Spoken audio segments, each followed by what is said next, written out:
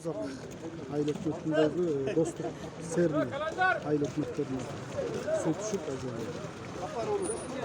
өкүнүчтүүбүз ошол 6 жашар кызыбызды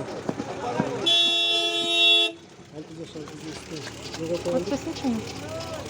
Азыр ошол ички иштер бөлүмүнүн поисковой группасы таап чыкты жаңы. Азыр тиешелүү өкмөт жана службалардын баарын чакырып, азыр буйруктарды даярдап атабыз. Палаткаларды эртең менен тигип, кайсы жерде эртең саат 7-де биз штаб инженерный мектепке кылабыз, Чаңгыркаш орто мектебине.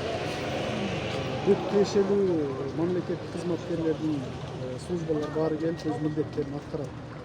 Ага чейин азырынак айыл башы, айыл өкмөт бул жердеги жаранды коргоо комиссиясы чогулду. Азыр дагы күн менен аныктап чыгабыз, канча үй.